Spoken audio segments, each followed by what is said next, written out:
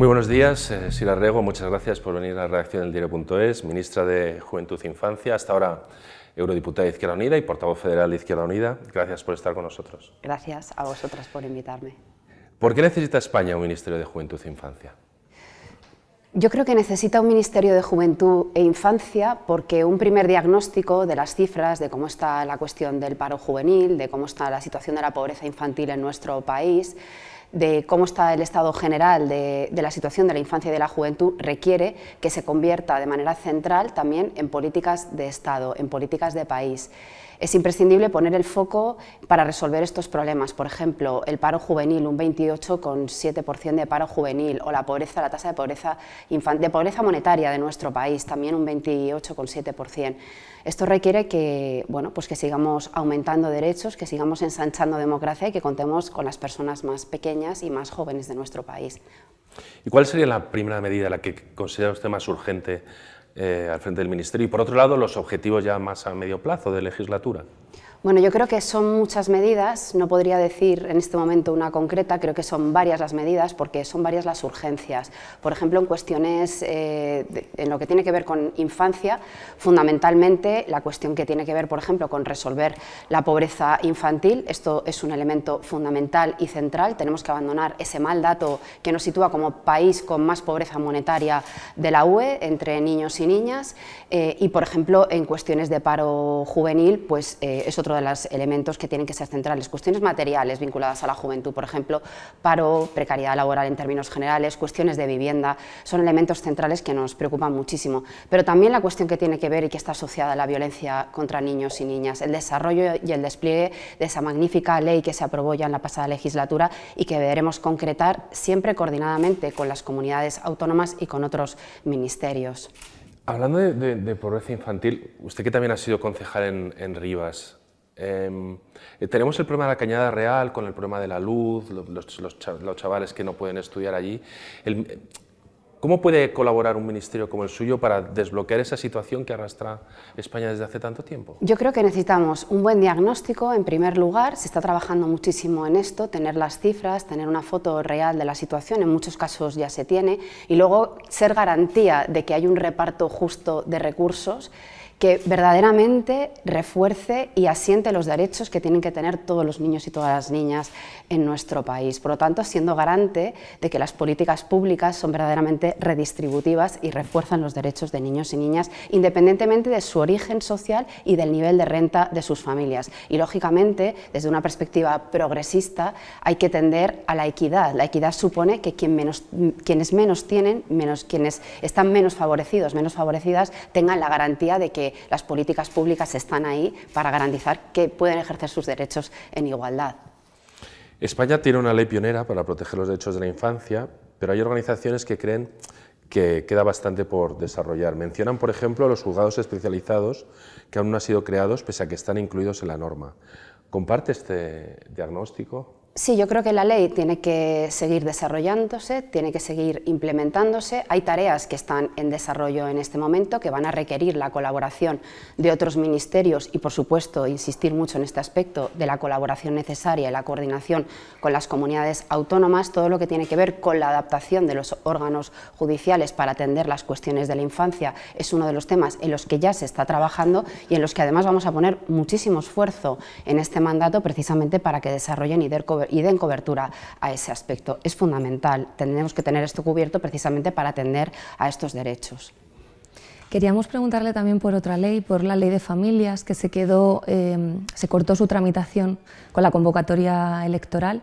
Ahora que tienen que volver a empezar a tramitarla de nuevo desde el Consejo de Ministros y Ministras, ¿plantea introducir algún cambio en la norma? Por ejemplo, recordamos que se quedó fuera el reconocimiento de las familias monoparentales con 2 hijos como familias numerosas. Bueno, esto en concreto va a tener, el enfoque se va a llevar más desde el Ministerio de Derechos Sociales. En cualquier caso es evidente que es un tema que hay que retomar y en el que hay que poner muchísimo esfuerzo y energía precisamente por lo mismo, ¿no? Por la cuestión de ampliar derechos y garantizar el bienestar de todas las familias y la diversidad de familias que hay que reconocer en nuestro país.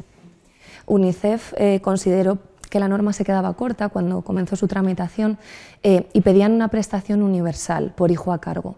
¿cree el Ministerio de Juventud e Infancia, cree la ministra de Juventud e Infancia que debería incorporarse a la Ley de Familias, aunque no sea directamente su Bueno, yo competencia? creo que hay que hacer un esfuerzo para mejorar, para incorporar. Nosotros, por ejemplo, una de las cuestiones que nos parecen fundamentales y que es una tarea que tenemos de manera inmediata es reunirnos precisamente con todas las entidades sociales, con todas las organizaciones que están haciendo propuestas concretas para mejorar los derechos de la infancia. Tenemos muchas ganas de escucharlas y tenemos muchas ganas de incorporar las demandas que tienen para que sean eje central de nuestro trabajo, y así lo haremos además en los próximos días. Esto es una tarea que tenemos de manera inmediata.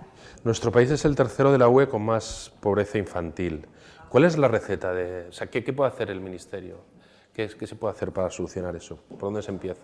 Bueno, yo creo que sobre todo garantizar que hay recursos suficientes y que hay un procedimiento y sobre todo que hay una política clara en la que se garantice que hay un reparto equitativo de los recursos. Una buena política pública tiene que garantizar en cualquier caso, ver el estado de la realidad, ver la foto fija de lo que tenemos, ver cuáles son los indicadores y luego hacer un reparto equitativo y justo de los recursos para que ninguna familia, para que ningún niño o niña se quede atrás. ¿Y eso sería por la vía de la fiscalidad o por...? O sea, bueno, obviamente la dotación tiene que ver con la dotación presupuestaria, tiene que ver con la cuestión de la fiscalidad y tiene que ver también con una ejecución que de alguna manera se corresponda con todo eso. El presidente del Gobierno, Pedro Sánchez, hizo una referencia a los comedores escolares en su discurso de investidura y España acaba de celebrar un encuentro internacional sobre este asunto. ¿Será esta la legislatura del comedor gratuito y universal en nuestro país? ¿Podemos aspirar a eso? Bueno, yo creo que tenemos que trabajar para eso, sin duda alguna, y además es uno de los elementos que se recogen, que demanda también la plataforma de infancia y que tenemos que hacer todo lo posible por incorporar y por trabajar en ello. Desde luego vamos a hacer un esfuerzo enorme para que así sea. Hay otra reivindicación también desde hace mucho tiempo, y es que también la educación de 0 a 3 pueda ser gratuita. Es verdad que no es competencia del Gobierno central, pero ¿hasta qué punto puede colaborar en eso? Bueno, yo creo que podemos coordinarnos con las comunidades autónomas y desde luego podemos impulsar y reforzar todo lo que tiene que ver con la enseñanza pública, con la educación pública, con la gratuidad y con que llegue a cada vez a más niños y más niñas. Es otro de los ejes fundamentales que tenemos contemplado en el acuerdo de gobierno y tenemos que trabajar para ello.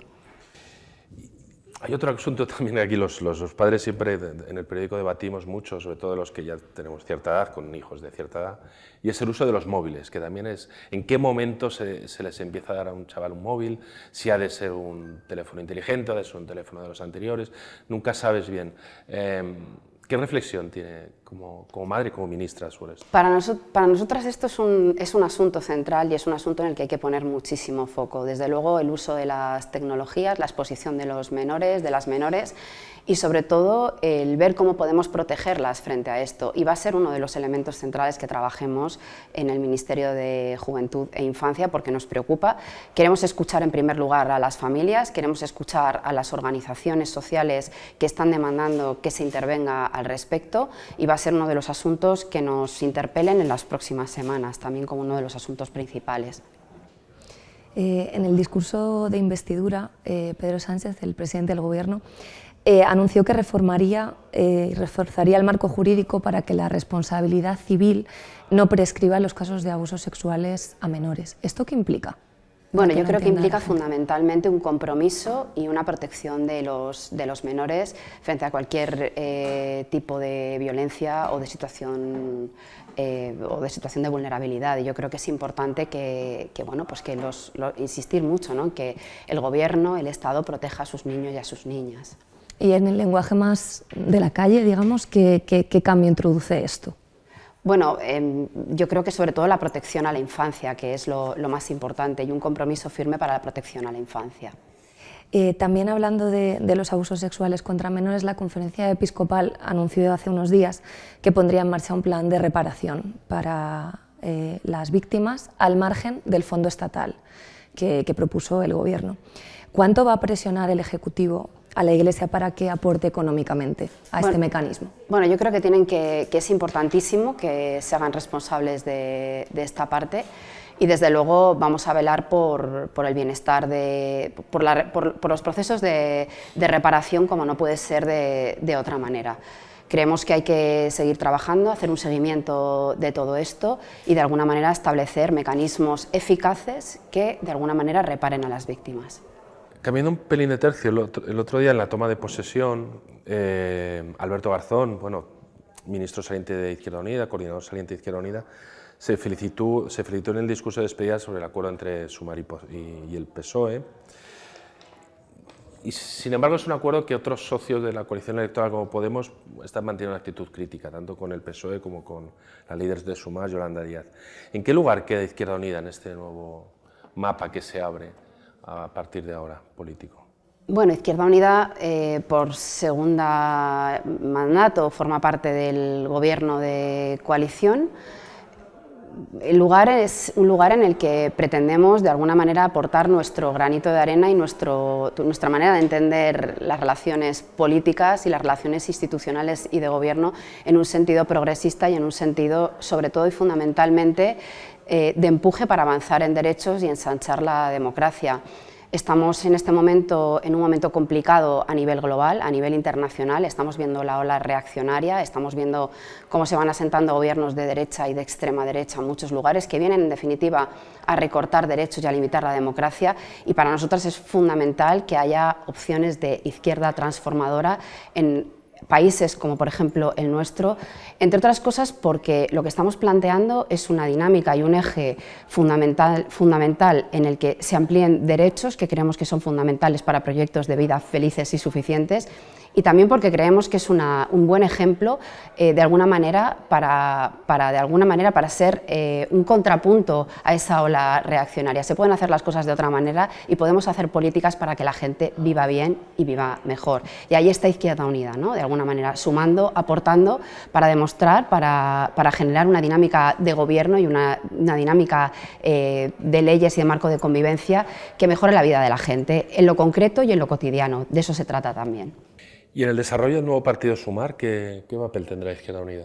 Bueno, nosotros estamos ahora mismo, formamos parte de Sumar, estamos contribuyendo a la conformación del espacio político, formamos parte además del espacio de gobierno de Sumar, formamos parte del espacio parlamentario de Sumar y bueno, pues estamos en el proceso de construcción debatiendo, aportando y de alguna manera colaborando de manera activa porque creemos que es importante que haya un espacio de la izquierda transformadora en nuestro país que tenga un peso específico y que tenga un lugar y una propuesta concreta.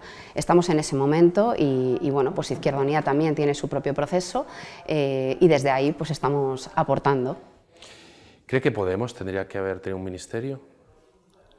Bueno, yo creo que se ha trabajado, ¿no?, para generar estos consensos. Finalmente no ha sido posible, pero ya estamos en una nueva etapa, estamos en un nuevo momento. Tenemos un grupo de personas que vamos a trabajar con muchísima dedicación y con mucho esfuerzo para sacar lo mejor y para impulsar los mayores y mejores derechos para nuestro país y para nuestra gente. ¿Considera que Sumar es una alianza estable de la izquierda? Teniendo en cuenta que bueno, ya se han producido las primeras discrepancias dentro de la coalición, antes y también después de la formación de gobierno, especialmente por parte de Podemos. Bueno, yo creo que sobre todo lo que es importante es entender que una de las dinámicas de la izquierda tradicionalmente tiene que ver con la diversidad y que una de las cuestiones también más bonitas de la izquierda es precisamente que esa diversidad compleja finalmente se entienda porque al final la suma muchas veces termina siendo una multiplicación, ¿no? Es lógico que las tradiciones militantes distintas tengan matices distintos y la coordinación de todo eso a veces sea compleja, pero no tiene por qué ser necesariamente antagónica, todo lo contrario. Por tanto, yo creo que es una buena noticia que tengamos este espacio, que este espacio esté en conformación y que estemos dialogando permanentemente para provocar, ¿no?, que esto se estabilice en el tiempo. Yo creo que hay mucha energía organizativa también puesta ahí, política puesta ahí, y bueno, yo creo que sigue siendo una muy buena noticia. Tenemos que escucharnos, tenemos que entendernos, tenemos que coordinarnos, estamos en ese momento, pero yo soy optimista al respecto. ¿Qué le parecieron las críticas de las exministras Ione Belarra e Irene Montero en los traspasos de carteras al Gobierno y concretamente a Pedro Sánchez? ¿Cómo lo leyó desde su posición? Bueno, yo creo que las posiciones políticas de cada persona son legítimas y bueno, pues simplemente lo veo desde ahí y sin más, no tengo una mayor opinión al respecto. Prefiero no entrar a cuestiones que pues no dejan de ser cuestiones de valoración subjetiva. ¿Cree que será duradera esa alianza de la izquierda para las próximas citas electorales, por ejemplo, las elecciones europeas? Vamos a trabajar desde luego para que así sea. Y como ministra, usted ahora es la cara más visible de Izquierda Unida en las instituciones. ¿Es el momento también de serlo en lo orgánico? ¿Se va a presentar como líder de Izquierda Unida a la próxima Asamblea Federal? Bueno, ahora mismo en Izquierda Unida se va a abrir un proceso de reflexión, de debate. Somos una organización profundamente deliberativa, somos una organización con perfiles políticos extraordinarios y la verdad es que son muchos y muchas los compañeros y compañeras que podrían jugar ese papel. Cambiando un poquito de tema, venimos de un fin de semana muy intenso en el que Pedro Sánchez estuvo el jueves y viernes en Israel y recibió críticas del gobierno israelí por decir algo que dice muchísima gente, ¿no? Y es que no se puede matar a inocentes como está ocurriendo en Gaza. Usted tiene también raíces palestinas, familia en Cisjordania. ¿Cómo está viviendo estas semanas desde la distancia?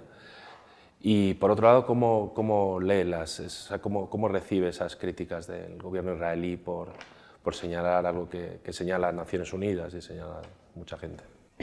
Bueno, yo creo que la cuestión palestina lo que pone el foco es en que es un conflicto de largo recorrido, que no se puede entender el conflicto palestino sin hacer una lectura histórica de lo que ha supuesto la ocupación y entender que los atentados y la pérdida terrible de vidas civiles del día 7 de octubre se dan en un contexto de ocupación y que si queremos dar una solución al conflicto palestino tenemos que hacer una lectura mucho más amplia y mucho más profunda. Pero lo que sin duda es absolutamente insoportable es el nivel de hostigamiento, la pérdida y los bombardeos sistemáticos, el apartheid, la ocupación, la destrucción de las viviendas, de las infraestructuras y sobre todo el bombardeo a la población civil y el castigo colectivo sobre la población civil en Gaza, que hay que recordar que en un porcentaje muy elevado se trata de niños y niñas.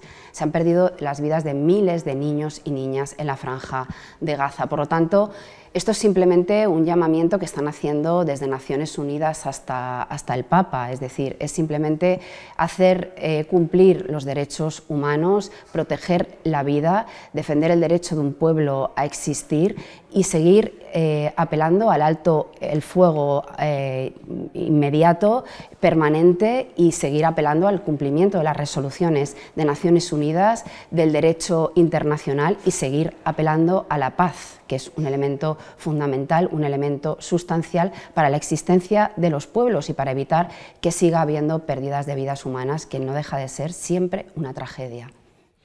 ¿Hasta qué punto se puede dar un paso más diplomático en cuanto a, como se ha hecho en la Unión Europea con Ucrania, en cuanto a pedir sanciones, embargos de armas o bueno, contribuir a armar una denuncia ante la Corte Penal Internacional? Ese tipo de medidas el gobierno español podría... Bueno, nosotros hemos sido claros. Lo que creemos es que lo que hay que exigir en este momento y se está exigiendo es el cumplimiento del derecho internacional, el alto el fuego inmediato. Hay muchísimas medidas. Creemos que hay que seguir apostando por todo esto y desde luego pues exigir. Yo fundamentalmente creo que es fundamental exigir el alto el fuego inmediato y la apertura de la vía diplomática y la apertura de cualquier mecanismo que permita que se imponga un criterio de pacificación de la zona, que es fundamental. ¿Y el reconocimiento del Estado palestino? ¿España podría tomar...? Bueno, yo creo que ahí están las declaraciones también del presidente del Gobierno. Es una cuestión que se ha exigido desde otros lugares históricamente y desde luego es un paso, al menos en términos simbólicos, fundamental. ¿Cree que es algo que puede hacerse real en las próximas...? No sé. Nosotros desde luego creemos que es un paso que se puede dar perfectamente.